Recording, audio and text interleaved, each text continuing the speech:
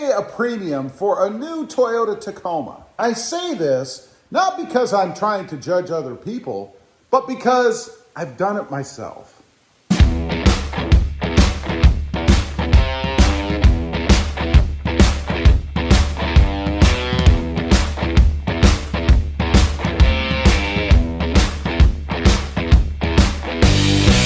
Well, good morning, everybody. How are you today? Pretty good here. It's a gorgeous day, another gorgeous day in sunny South Texas. So anyway, I wanted to get on here today and talk about why you should not pay a premium for a new Toyota Tacoma. As I mentioned in the beginning there, I've done this myself, so I have firsthand experience. Now, it wasn't a Toyota Tacoma, it was a Honda Civic Type R.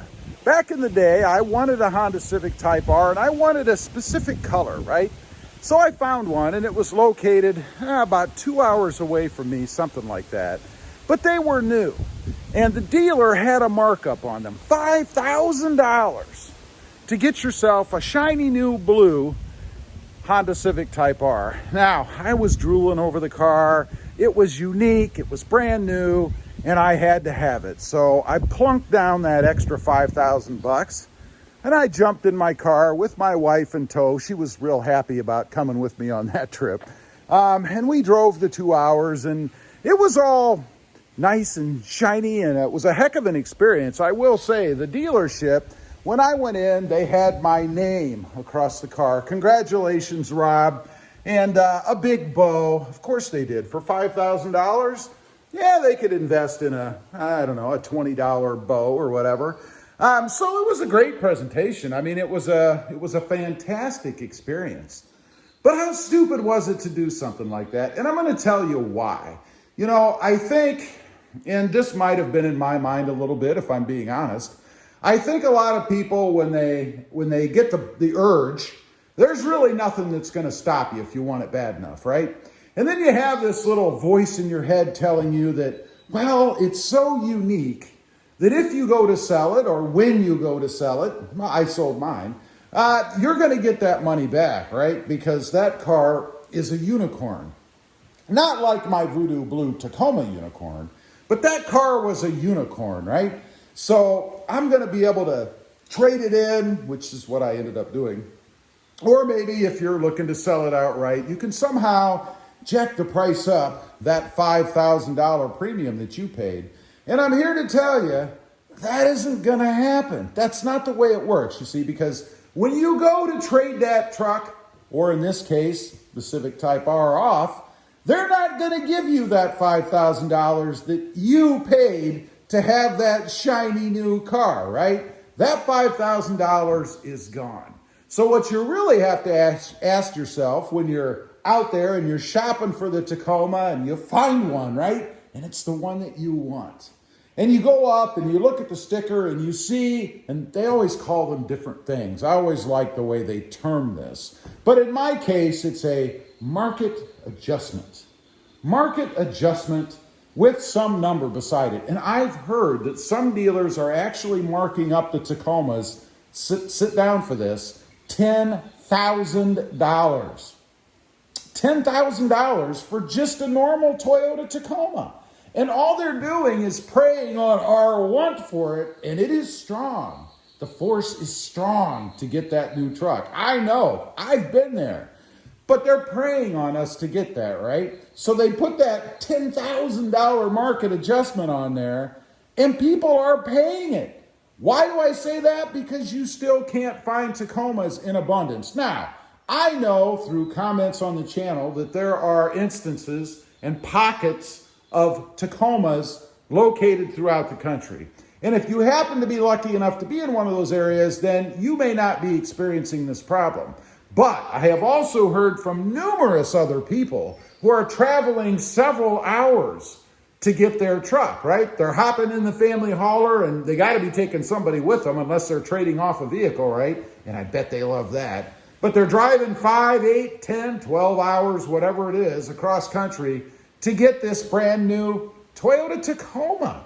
I mean, there's nothing special about it. Don't get me wrong. It is an awesome truck, right? I mean, I love mine, and being able to get it in this color was really cool. I didn't have to pay a premium though, right? I ordered this truck back in 2019 as a 2020 for delivery 5 months later. Now, the benefits of that, of course, I was able to get what I want. Now, a piece of advice that I'll give you, right? If you're facing this premium charge and you don't want to pay for it, you might try ordering your truck. Now, you're going to have to wait for it. The longest lead times, or the lead times I'm hearing today, are 5 to 6 months. But the benefit of that is there isn't going to be any markup on it, or there shouldn't be. If you go to a dealership and you're sitting there trying to order the truck, build it the way that you want it, and the dealership tells you there's going to be a premium charge for it, you need to run. Get up and run. Because there's no way they should be charging you a premium for a truck that isn't even built. It doesn't even exist. Don't do that. Now, one other thing I want to mention while I'm talking about building a truck or ordering a truck is negotiation. The truck, as far as the dealer is concerned, they order trucks all the time, right? Now, this truck that you're speccing out, of course, is going to be a little bit more unique because you're not going to order the cookie cutter version that the dealership normally would, right? I mean, they're trying to buy generic trucks, if you will, that are going to appeal to bunches of people. The one that you build may not, either due to the options that are on it, aren't on it, or the price tag that's attached to it once you put all those options on it. But even so, you can negotiate the pricing on that truck. Now, there's 2 times you can do it. You can do it while you're sitting there with the salesman, the inventory manager, the sales manager, whoever's running your deal. You can do it up front. Now, the negative to that is that if you're trading something in, it may not be worth as much as it is while you're sitting there on that day. Let's say you take it out and run into a pole. Well, obviously, it isn't going to be worth as much money, or the value of it may just drop. Now, I say that because when I did my deal, I had a Tacoma, and it didn't work out in my favor in this case. They would have bought my 2018 Tacoma for more money than I actually ended up getting for it when I took it in later. And I could have done it. I could have done it right there. They would have given me a check. I'd have been done. But I didn't want to get rid of the truck because I needed it for my business, for my YouTube channel. Hard to talk about Tacomas on a Tacoma channel if you don't have a Tacoma. So I didn't do it. That was a mistake in my case. Something else to be aware of, if they make you an offer on whatever it is you're taking into trade and you think it's pretty good, you might want to consider taking it because it may not be as good when you go back in to pick up that truck. Now, I mentioned there were 2 instances. The second is when the truck comes in. You see, you haven't bought it yet. And technically, you haven't really agreed to anything. You may have put down a deposit, which most dealerships are going to make you do. It shouldn't be any more than $500. Get less if they'll agree to it. And it should be fully refundable for any reason. If you change your mind, if it's a rainy day, whatever it is, you should get that money back. I've done that before at other dealers, particularly on a Mercedes that I had ordered once. And it needs to be in writing that it's fully refundable for any reason. Pretty simple terminology. Make sure you get that done. And don't let the salesman just tell you, oh yeah, it is. Because chances are, when you go back, that salesman's not going to be there anymore. And that conversation never happened. Now, you can negotiate on price, as I mentioned, just like you would on any new truck that comes into the dealership, right? If you didn't do it beforehand. And if you do it beforehand, again, get it in writing. And that's what I did. When the truck came in and I made sure that it was what I wanted, that's when we sat down and started talking about pricing. Because at that point, it's a little more motivation, at least back then, maybe not now, but a little bit more motivation for the dealer to sell you that truck, right? They've got money in it, and they've got you sitting there with money in your hand. You want it. You may just not want it for as much as they want you to take it for.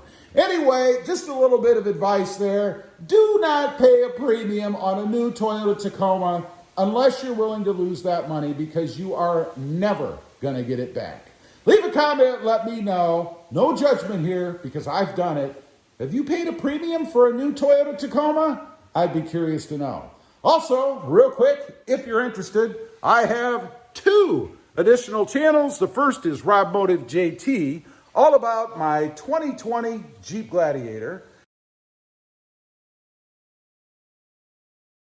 And the second is RobMotive Civic, all about my experiences with the Honda Civic Type R, yes, that Honda Civic Type R, and the Honda Civic Sport Hatchback. If you like them, please consider subscribing. Don't forget to click that notification bell so that you don't miss out on any upcoming videos. And do me a favor, smash that subscribe button on the way out. Thanks for watching. Stay safe out there. Bye.